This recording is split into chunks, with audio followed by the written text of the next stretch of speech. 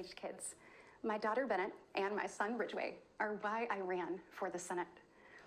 I'm worried about their future and the future of children in every corner of our nation. And that's... Is it me or she sounds like she's being held hostage and just giving the most fake performance ever after watching the State of the Union? Like someone's holding a gun to her head or something, because this is cringe at its finest, at least with Marco Rubio. Excuse me. Anyways, moving on. I'm going to try to get through this. Let's see if we can get through this together. President Biden's State of the Union address from our living room. And what we saw was the performance of a permanent politician who has actually been in office for longer than I've been alive. One thing was quite clear, though. President Biden just doesn't get it. He's out of touch. Under his administration, families are worse off, our communities are less safe, and our country is less secure.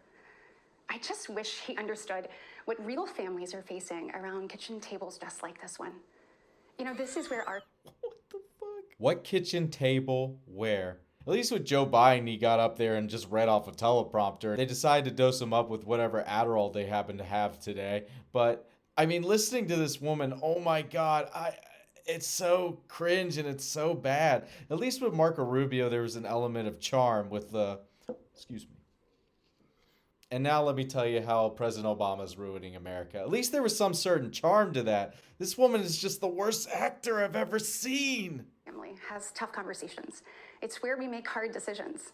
It's where we share the good, the bad, and the ugly of our days. It's where we laugh together.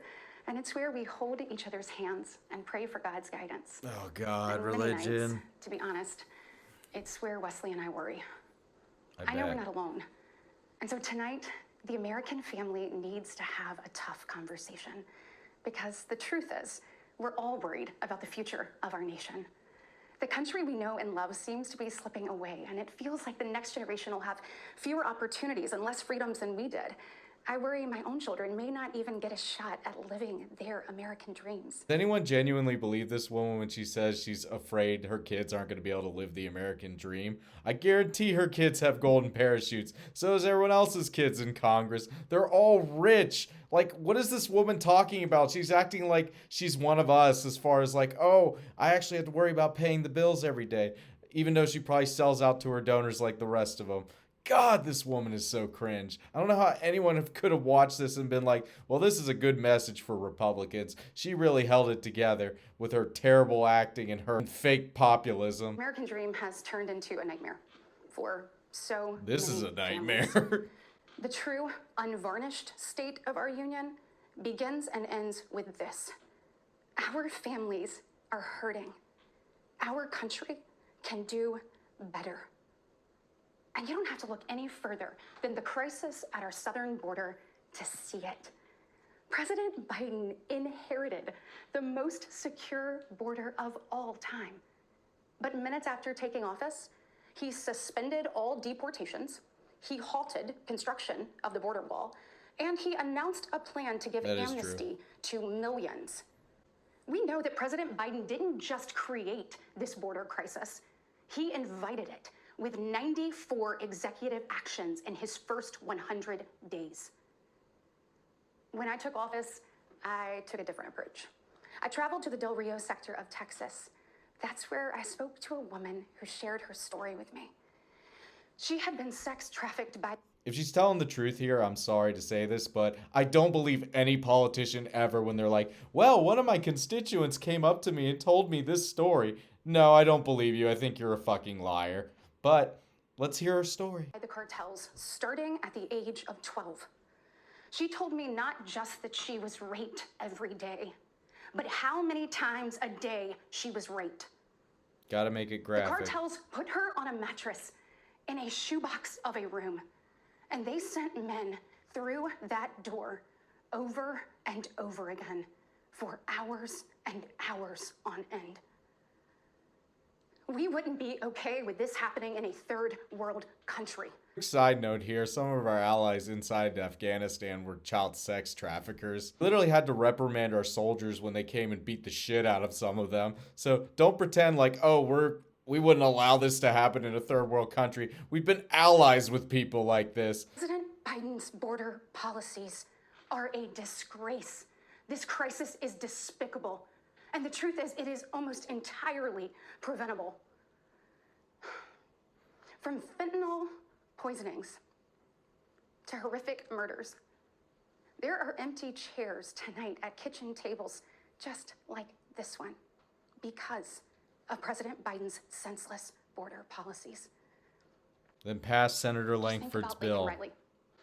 In my neighboring state of Georgia, this beautiful 22-year-old nursing student went out on a jog one morning, but she never got the opportunity to return home. She was brutally murdered by one of the millions of illegal border crossers President Biden chose to release into our homeland. There was actually a Cato Institute study that said that illegal immigrants and legal immigrants actually commit less crimes than the average American. So, albeit this anecdote story is horrible, don't demonize all immigrants because if they come here illegally, there's a higher chance that they actually would follow the law more than a regular person would. We know that President Biden's failures don't stop there.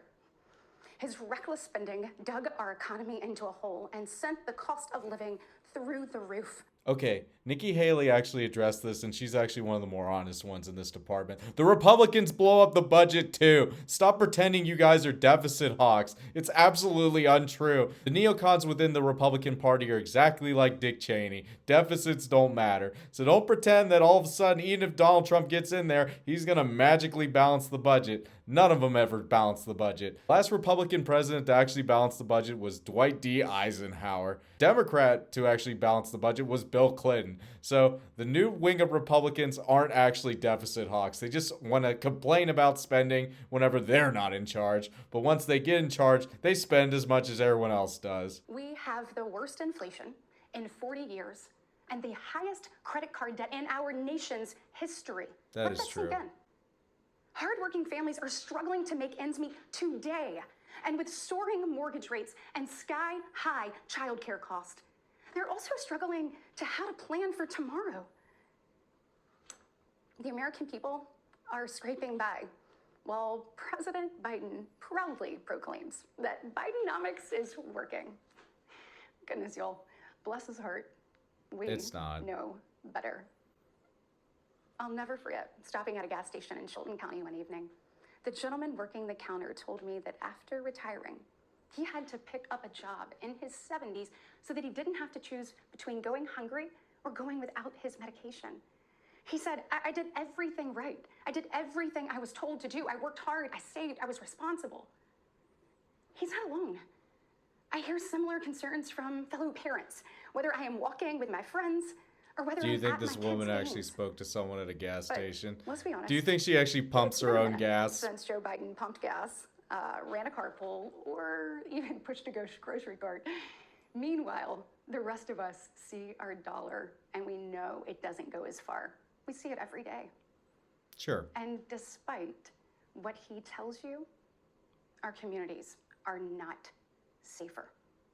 For years, the left has coddled criminals and defunded the police, all while letting repeat offenders walk. Democrats been soft on crime in certain cities? Absolutely. Have they released repeat offenders into our community? Absolutely. But none of them have proposed defunding the police. That's just straight up bullshit what she's saying. She's literally just making up shit, which I'm not surprised at this point, because if you're going to attack your opponent, you might as well make shit up along with putting stuff in there that is true. And that's what's stupid about our politicians today. They have a little kernel of truth and then a bunch of bullshit on top of it. No one has even proposed defunding the police. The result is tragic, but foreseeable.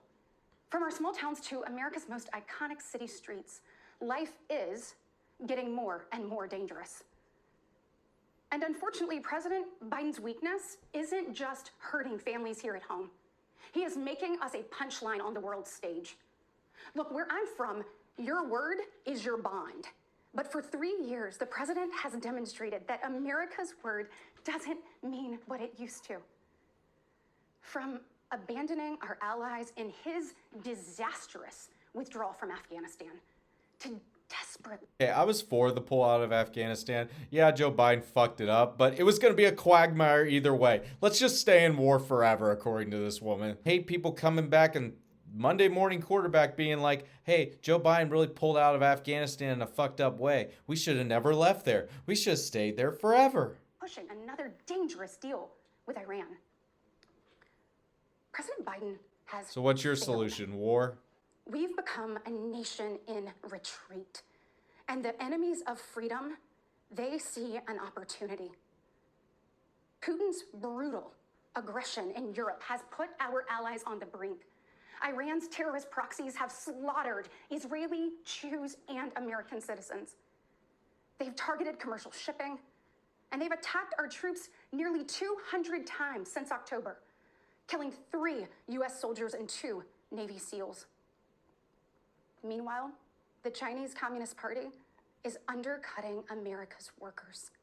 China is buying up our farmland, spying on our military installations, and spreading propaganda through the likes of Tik Tok. Okay, the Chinese spy balloon was like literally the dumbest thing the Chinese government has done in a while, because they literally got no information because the silos they tried to spy on were closed. So they literally got no information. And what's your solution? Let's just go to war? Let's start a war with China, which is a nuclear armed power? God, these people are crazy.